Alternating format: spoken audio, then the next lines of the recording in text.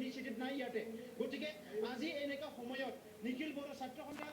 NDP progressive পিপল joint action committee আৰু বড়োসকলৰ বিভিন্ন সংগঠন মিলি পেলাই এই 5 ঘণ্টীয়া নেশ্যনেল হাইৱে ব্লকেট কাৰ্যসূচী আমি ৰূপায়ণ কৰিছোঁ আৰু ভাৰত চৰকাৰ অসম চৰকাৰক আমি সকীয়াই দিছোঁ দুইটাতে বিজেপি চৰকাৰ আছে যে যদি সমস্যা সমাধানৰ কাৰণে আগবাঢ়ি নাহে ইয়াৰ পৰা তীব্ৰতৰ আন্দোলন হ'ব জংগী আন্দোলন কৰি তোলা হ'ব আজি নেশ্যনেল হাইৱে ব্লকত ইয়াৰ পিছত ৰেলৱে ব্লকেট হ'ব ইয়াৰ পিছত যিটো ইকনমিক যিটো ব্লকেট কৰা হ'ব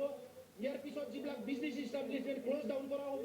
অসম বন্ধৰ নিচিনা কাৰ্যসূচী আমি ল'বলৈ বাধ্য হ'ম 2014 চনৰ 7 এপ্ৰিলত বিজেপিয়ে নিৰ্বাচনী ইস্তাহাৰত ঘোষণা কৰিছিল যে যদি বিজেপি চৰকাৰত আহে তেতিয়াহ'লে বড়োসকলৰ দীৰ্ঘদিনীয়া যি সমস্যা এই সমস্যাটো সমাধান কৰিম বুলি বিজেপিয়ে প্ৰতিশ্ৰুতি দিছিল আজি 2 বছৰ 3 মাহ 4 দিন হ'ল বিজেপিয়ে চৰকাৰ গঠন কৰাটো কিন্তু আজিলৈকে তেওঁলোকে কোনোদিন আলোচনাৰ কাৰণে তেওঁলোকে কোনো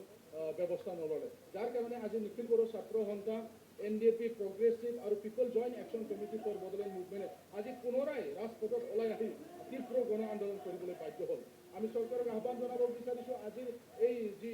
আন্দোলন এই আন্দোলনৰ যোগেদি আমি ক'বলৈ বিচাৰিছোঁ অতি সোনকালে যেন ভাৰত চৰকাৰে ত্ৰিপাক্ষিক যিটো বৈঠক অতি সোনকালে যাতে তেওঁলোকে অনুষ্ঠিত কৰে নহ'লে ইয়াতকৈ তীব্ৰতৰ গণ আন্দোলন নিখিল বড়ো ছাত্ৰ সন্থা NDP প্ৰগ্ৰেছিভ আৰু people joint action committee for Bodoland মুভমেণ্টে আন্দোলন কৰিবলৈ বাধ্য হ'ম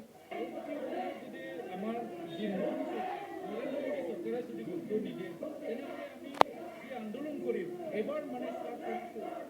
নেক্সটত আমি এনেকুৱা মানে গণতন্ত্ৰ হিচাপে মানে এনেকুৱা আন্দোলন কৰিম আমি গণতন্ত্ৰ হিচাপে যিটো ৰাইজে সকলো গাঁৱৰ সকলো জেগাত যি ৰাইজ সকলো মানে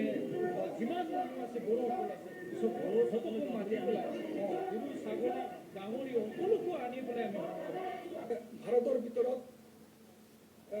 বহু মানে সাংবিধানিকভাৱে কনষ্টিটিউচনেলে যেহেতু অধিকাৰ আছে প্ৰাপ্য আছে জাতি জনগোষ্ঠীয়ে প্ৰাপ্য আছে আজি ভাৰতৰ ভিতৰত বহুত আমি দেখিছোঁ যে 9টা